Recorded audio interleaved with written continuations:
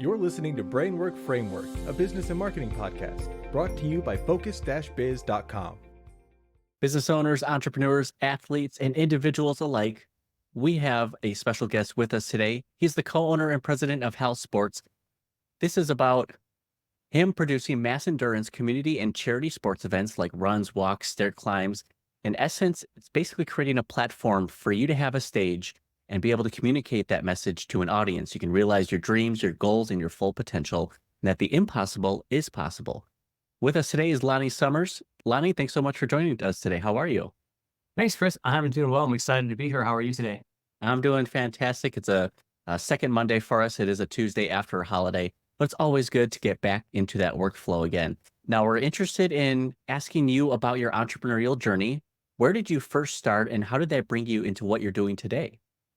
Yeah, it's interesting. I think when you look back and you look for these signs throughout your entire life, so I always think I had that spirit in that. And in high school, I got involved, and admittedly, it was because there was a girl I was interested in at the time. So it's funny how that changes things. And she was involved in this program called Junior Achievement. And this is going to date myself, but if anyone that knows Family Ties, I became Alex P. Keaton and became a complete business nerd, but really had an entrepreneurship spirit behind things. Junior Achievement was one of these programs that was really great because it really talked about business and was done through the school year and also had summer programs. And I really gravitated towards that. But so I look at and say that set me up for things. But then when they say kids change your life, they really did. And so this is our story, how I created our own business. I always had the dream that someday I'd be sitting in, some big skyrise corner office with a big title and yachts and all that good stuff that came with it. But my wife and I, we got pregnant with twin daughters. And this was many years ago. They actually are going to be turning 21 here in a few weeks, which is wild. But when they say kids really change your life, ours did. And this is why. They were diagnosed with a fetal anomaly. And the fetal anomaly actually should have taken their lives. And they were saved by doing in utero surgery. Now, that can be a whole different story for a whole different podcast for a different day. But after they got through with that, and my wife and I got into running later in life, and we thought, hey, Komen, the Race for the Cure, everyone knows that. This deals with kids. We'll have thousands of people out there. How hard can it be? So we decided, let's do a charity run to deal with what they went through. Because with fetal anomaly, it can take the lives of almost 200 babies a day. This isn't a pro-choice or pro-life or anything like that. It's just you're pregnant, something goes wrong, just like anything else in life. And there's sometimes some scary outcomes that come out of that. What we had was a pretty scary, severe syndromatic issue. And they were saved by doing in utero surgery. It was pretty miraculous. So we wanted to raise money, get more awareness out there because it was more of a taboo subject. And that led to two paths. One was the first year I can say we were successful is my wife didn't divorce me after the fact, because if anyone who's listening, who's ever done, just think of your wedding. If you've done a wedding, it's stressful time frame. Let's do that on steroids. And that's what putting an event on is like. And I realized that it wasn't easy. And again, first year I say we were successful is my wife didn't divorce me, but that led into us creating an international foundation. The other side of that is as you and I talked pre-podcast, a little bit of our love of DJing and microphones and so forth. The joke is I've never met a microphone I haven't loved. I decided to get more involved and learn as much as I could about this crazy endurance sports side of things, doing runs and walks. What did it take behind the scenes? So I volunteered a lot. And then I got, hey, one of the easiest things for me to volunteer and do while I look behind the curtain is I'll just offer to MC these events and announce. And so I started that. And I guess I did a good enough job that I had like Rock and Roll Marathon hire me and do some of their events and some other events. And again, this progressed me getting involved into more in the industry. And I didn't fall in love with it. I fell in love with it. I fell in love with it because, yeah, people weren't necessarily becoming millionaires and there was no corner offices, but man, it was so inspiring being out there and seeing that everybody had a story of why they were lining up the event that day. Now, it could be a charity race, and a lot of people were there for the charity, but some people were there to lose weight. Some people were overcoming cancer. Some people were in their 90s. Some people were running for the first time. Some people were battling addiction. Whatever it was something for them to tell their story. And it was always so inspiring and so powerful. And not only that, the common good of what the collective was doing for whatever charity or community event it was. My wife and I, in 2009, an opportunity arose for us to the company that had grown nationally and had too many assets and took on too much debt. There was a small piece of assets they had in Colorado, which is where we're based out of. And so we decided, hey, what the heck, let's try it. Let's put in an offer and let's buy those assets and see. Well, they took it and ran, unintended. And the next thing you know, we're in the running industry. And we created HAL Sports, and HAL is not a person, it actually stands for Healthy Active Living. And that was our trajectory into that because we saw such a need. And what we found out, and what a lot of entrepreneurship comes out to be, Chris, which I'm sure you'd agree with, is you see a need that isn't being met. You have, gosh, I wish somebody did it for me. And now it's like, well, if the X doesn't exist, why don't I do this? What we realized. And the reason I gave that really long, detailed story and everything, when we created our charity race, I would hire a vendor. Yes, they'd come out and do their job, but they didn't make my event better. And being a runner is the same thing as an event director, are completely two different things. Even though they might deal with runs, it'd be the same thing as saying, I'm a patient to a surgeon. Doesn't make you a surgeon because you're a patient. You might understand a lot, but you're never going to understand the amount that a surgeon does. Same thing with race directing. So these groups would come out and they would do their job, but they didn't make me better. I did an event once a year. What the heck do I know? And what I felt like is when we started HAL Sports, which was really the idea of let's be a partner with these community events. Let's be a partner with these charities. Most events are not Chicago Marathon, Boston Marathon, and so forth. Most of the ones that people are participating are local community charity events. And that's where we thought if we could partner with them and be an indispensable resource for them and give them guidance and give them resources and give them tools to make their events better and also have their back, so that their events are done well, as opposed to, it'd be real easy for me to just show up and do that. And that's where we felt the need was at. And after that, now we've been in business for over 16 years. That is an incredible journey, and I appreciate you sharing it because throughout the journey, your initiatives, what you wanted to do, why you were doing it, started with something completely different. And throughout the years, it just pivoted and changed. I love that it started with a girl. Hey, we got to try to impress them. What else can I do? And throughout that journey, you evolve, you pivot, you overcome these obstacles, you find the purpose and the why of why you want to do these things. And fulfilling a need in the market is a challenge. But as an entrepreneur, you recognize those opportunities and you decide, okay, is this my calling? Is this what I want to improve and help fix? And that is where you pivoted to. And the fact that it's grown into what it is today is extremely admirable. Congratulations to you. Now, with everything that you're doing with that past experience, where are you at today with the events? Is this national or is it like throughout the states you can do their local events? Yeah, that's a great question. Funny enough, when we started, because we were working full-time, still doing other things, we thought it would just be a side business, maybe bringing a little additional income.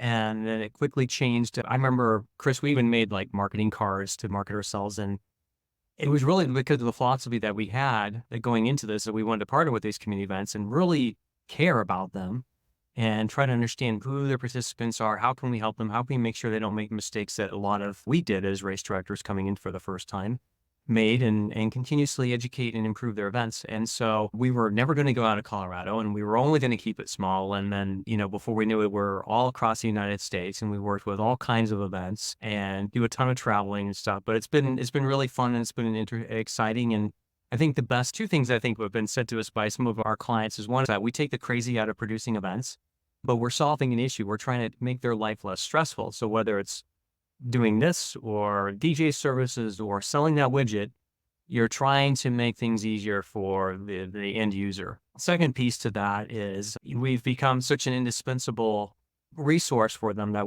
there's been competitors in other markets, in other states. And then for us, when we're coming out of Colorado, there could be some additional costs because we're traveling. I think one of the nicest compliments we have is that when a group says, yeah, we could go with XYZ close to us, but we'd rather go with you because we know you have our backs. You're not going to let anything bad happen to our event. You're going to take care of us. And that's really what we're there to do. So it's been fun. I never would have thought that we'd be doing events. We've gone so far as Alaska and everything in Florida. So it's been quite a ride so far. Wow. For all of our listeners out there, listen to what Lonnie is saying right now. Their sole focus on fulfilling and providing the service was to go above and beyond. And that in itself is creating repeat referral business for them, that they are doing things that they never expected themselves to do before. We want to keep it local, just in Colorado. We want to stick here. Suddenly, they couldn't turn down these clients anymore because they kept coming back to say, this is what you do it the best for us, and we don't even want to consider other competitors. Why is that such a forgotten philosophy in today's marketplace in business when it seems like businesses are increasing prices and removing features and services and saying, it's good enough, do you want a refund or no? Lonnie takes a different approach here. Lonnie, what made you want to take this direction by going above and beyond versus what your competitors were doing? Yeah, that's a great question, Chris. And it's actually developed, and I'll talk about this here in a second, two philosophies that I have with it. But the basic thing is that these were needs that I weren't having fulfilled, and I didn't understand why it wasn't there. And so part of that was the first thing that I talk a lot about too, is that for anybody, and this doesn't matter what industry you're in or even anything you're doing, is what I call LLS. And it's learn, listen, and solve. And it isn't necessarily that you need to be the grand poobah and solve everybody's problems.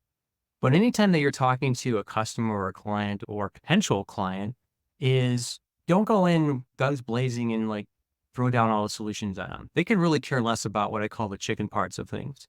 They've got a problem, and the first thing is they want you to listen, and you want to ask questions. You want to understand what their pain points are, and you want to learn everything you can about them as well.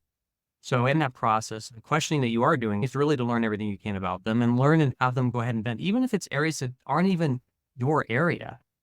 Let them do that, because what's helped us is not only the business that we have, partners that have the same philosophy that we do, that we bring into our mix, that are preferred partners that team with, whether it's shirt companies or metal companies or so forth. They have that same philosophy. So I'm not going to produce your metal for you, but I know who can do it and do a really good job and give you the same level of service and take that pain point away. Then it builds up that whole thing. So then they come to you as the expert saying, okay, Lonnie, I trust you implicitly. Who do I use for this? And you become so much more valuable to them because, one, you are going to ensure on your own reputation that you give them somebody that can really do a good job. Same thing like you think about like a neighbor asks you like, hi, I have a terrible dentist. Who do you use? Oh, I love my dentist. I use it for years, and they go and they love them. It's similar this way. It's just in a business area. And I think that comes to the second thing that I do. I created this concept call, which I call PER squared.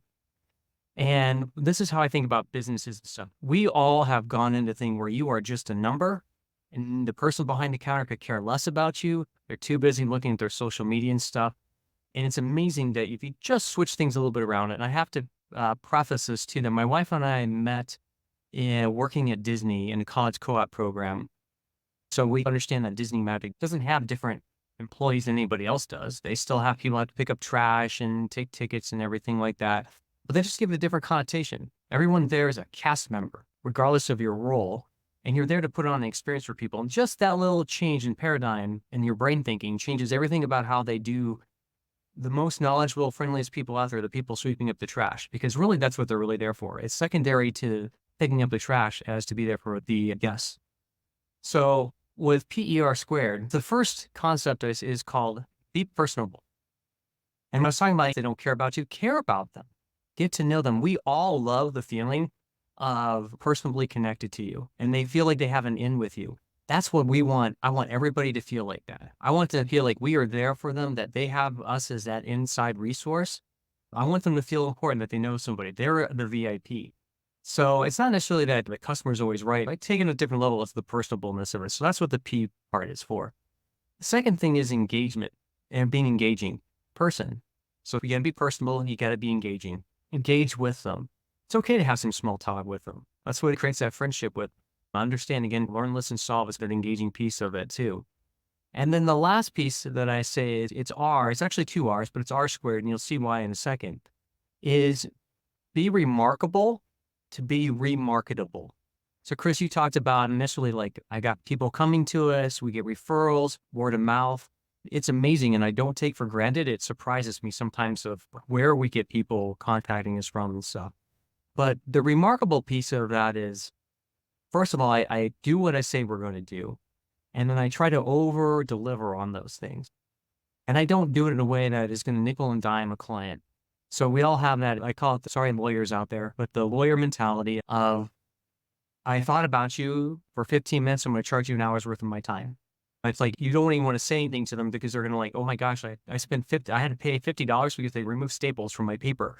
But everything is charged. I mean, we want to be compensated appropriately for our services, but regardless of what we get hired for an event or for our customers or our clients, if there's something that on event day, because the event day is what I call proactive reaction. When an event's taking place, you're dealing with a lot of different moving parts and so forth. Anything and everything can happen. Nothing's going to go 100% according to plan. So it's how you understand that proactive side of it. And you can't be 100% proactive on it because you never know what's going to come on, but it's the reaction piece of it. How are we going to react to the situation? And for us, if there's something that comes up with a client, I'm not going to let their event fail because it wasn't our scope of work. If it's something that we can help make better that day, we're going to do it. And so, yeah, do I maybe been compensated for it? Maybe.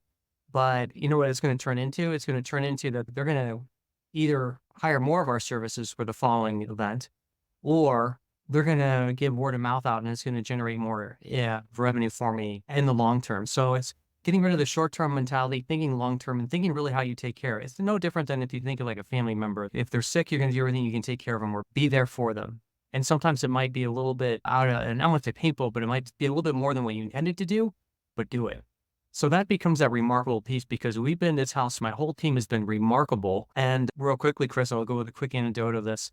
There's a really large event in Brooklyn, New York, and I know the owner, and they grew just exceptionally crazy, like almost threefold in 1 year, and it was a huge infrastructure taking. So they brought us out, we helped them out, and that day we were the SWAT team. Whatever they need to be done, we got it done, and they knew that we would get it done. So much that it's increased our role from being like 4 people out there this last year, bringing a team of 14 people and managing their entire course for them for this event. So that's where that PER squared. And the squared thing, again, is because it becomes exponential. The remarkable piece of it is if you talk about it and you find other like people. And to this day, knock on wood, I've been so blessed and fortunate. I've never done a lick of marketing, traditional marketing. That is so inspiring to hear. And that is what I try to tell a lot of the marketing clients that I work with is, yes, I can provide this content and help your brand and get you in front of the right people. But at the end of the day, you have to focus on providing amazing customer service because each client, each customer, each prospect or lead that comes through is an opportunity for you to win them over and for them to go and then be promoters of your product or service. If you're not creating a long-term brand, that's not the strategy unless you're actually focusing on the customer service and making their experience amazing. To hear that you never had to do this traditional marketing is fantastic because you focus on what matters the most. I feel like if most entrepreneurs focused on that, they would be a lot more successful earlier on. But unfortunately, they have that lawyer mentality. They're trying to get compensated for every minute or second that they provide a service for, as opposed to what can I do to go above and beyond to help them? And then that can then create a snowball effect with more clients and more referrals. Oh, absolutely. And other opportunities for your own business as you look to grow. And I will say this too, it's real important for an entrepreneurs, whether currently you're full-fledged entrepreneurship and got your business thriving to those looking to get into it, is first of all, it'll all ebb and flow. You're going to have your up times, you're going to have your down times. As much as we've had success, we're talking about the successes, we've definitely had our challenges.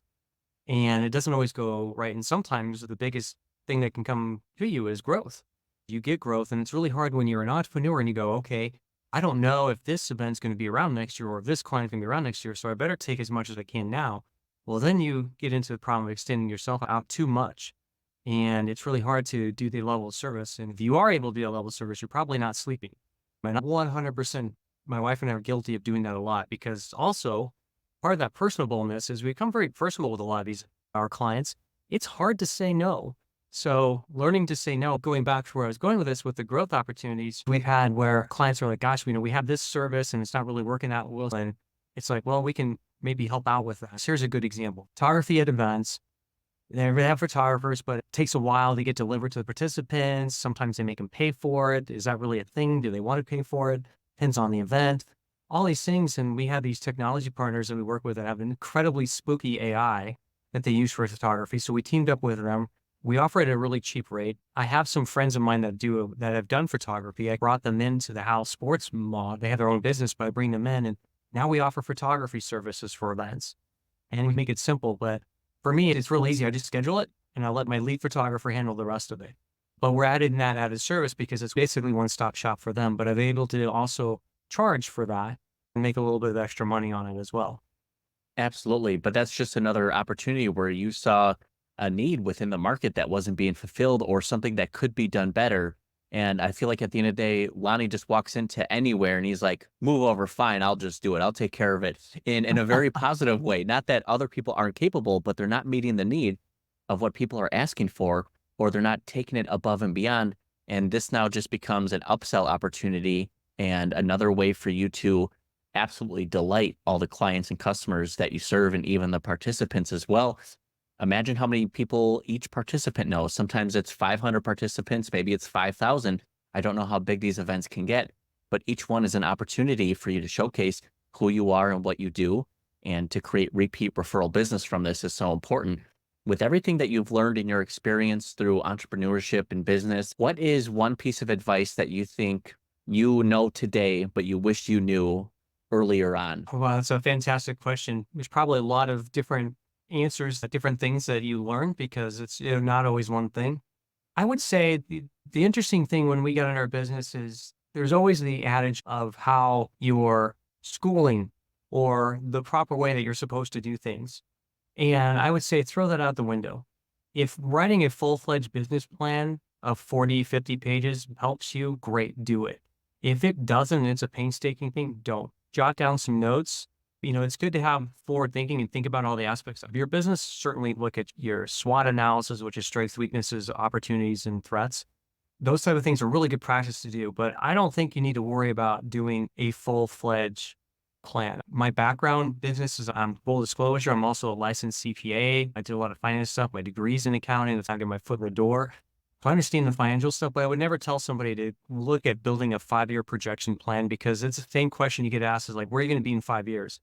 Okay, that is such an ambiguous idea to try to figure out. I hope maybe I'm this in 5 years, but everybody's in a different spot in 5 years. So great to say, but it happens differently. So don't get so boggled down on having all your planning in place. Planning is important, don't get me wrong, but you don't need to present it in a 45-page paper that you can go in front of a bank and they're going to basically roll out a $100,000, $200,000, or $500,000 loan to you.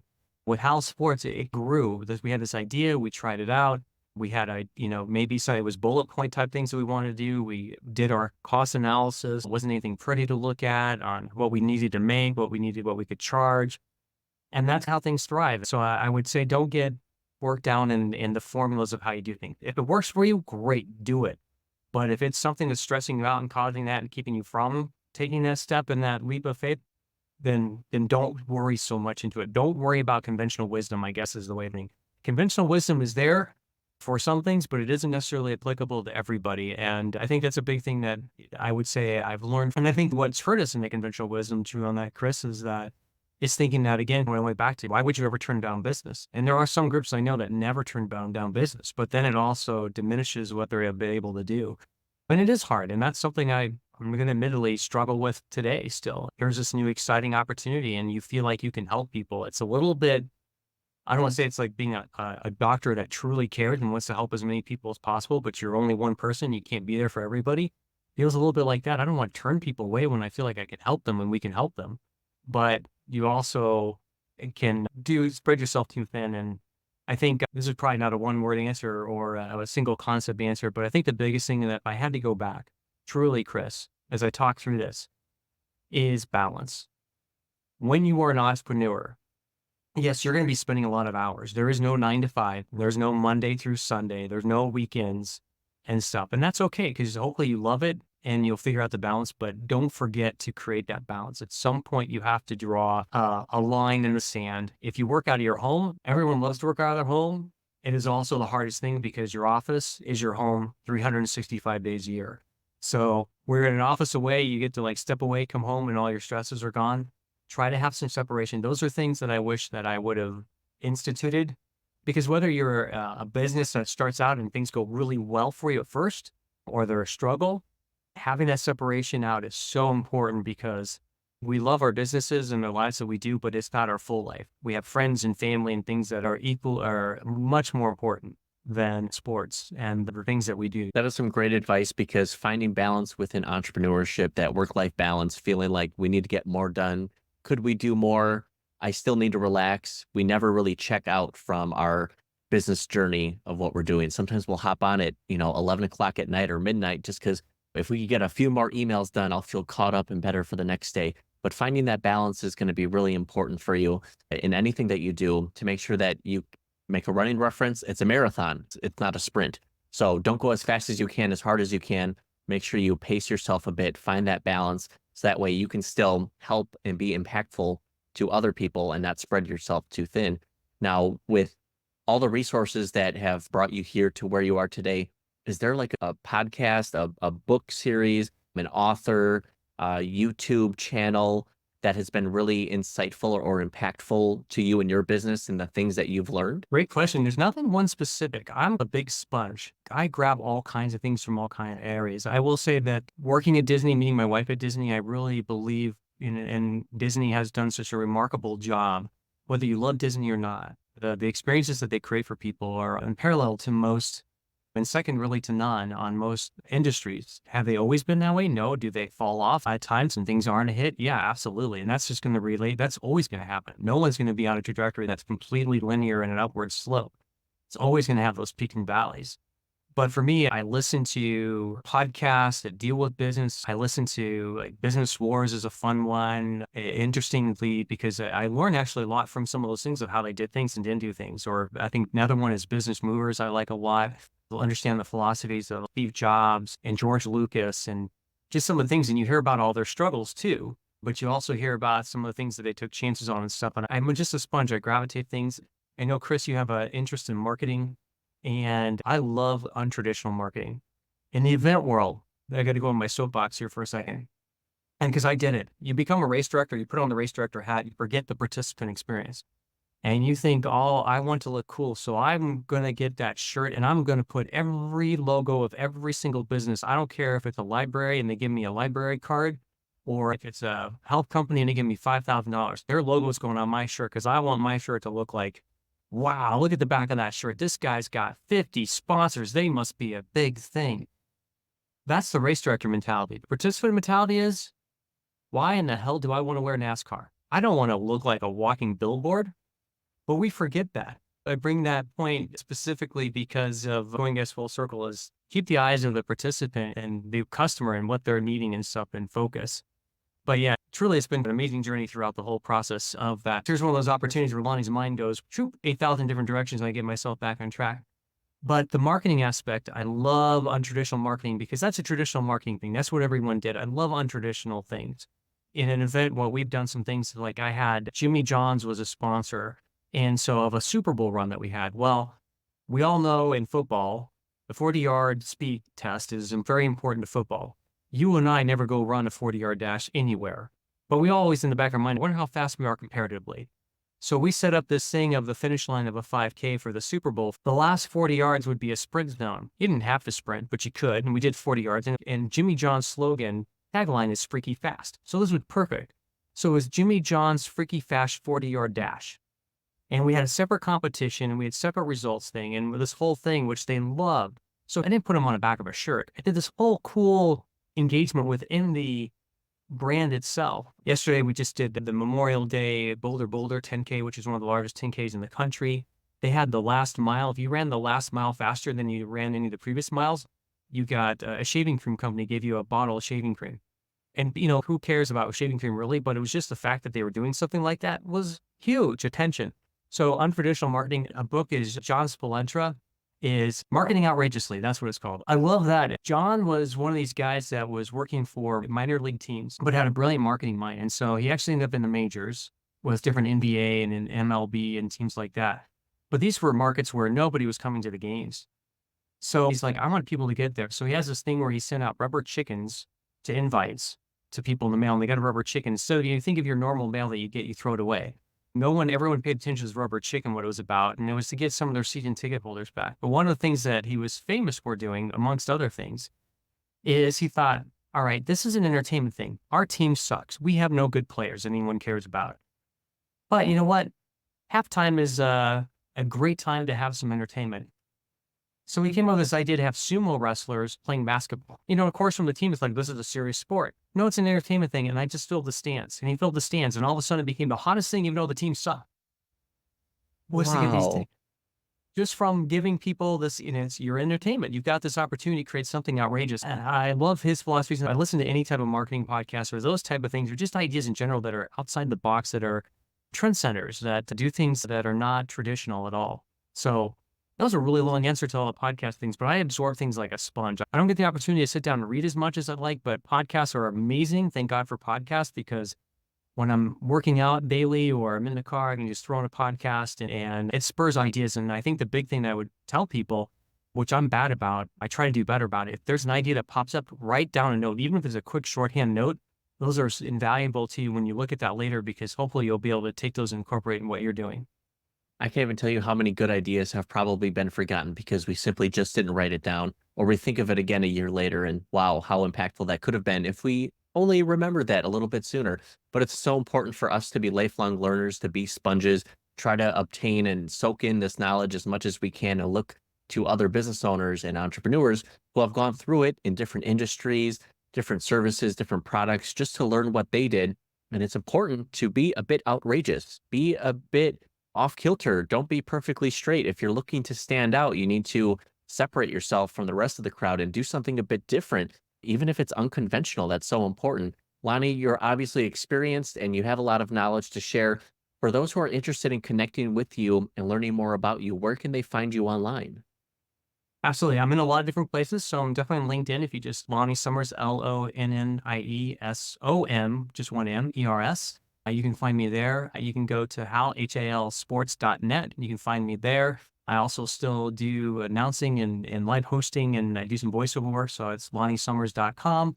So all kinds of ways. If anyone wants to get in touch with me for whatever, I'm always happy. And another big thing that I have to say, Chris, is just meeting people and networking is also a great learning experience. Everyone can bring something to the table. And this is really aging me, but the Rolodex or our contact list of who something comes up, an idea that you can help somebody out with or help yourself out with. Absolutely, Lonnie. Thank you so much for sharing your insight and your knowledge with us today. We appreciate you taking the time. Congratulations on your past success and all of your future success. I know 2024 is going to be another amazing year for you, so congratulations. And we'll also have the links available down in the description and the show notes so you can get connected with Lonnie directly to him. So Lonnie, thanks so much for your time. We appreciate it. Congratulations to you. Best of luck with everything else that you do. Thanks, Chris. Well, it's been a pleasure to be on the show. I really enjoy it and enjoyed meeting you and getting to know your background. Same here. I appreciate it, Lonnie. Thanks so much and have a great day. Thanks. You too.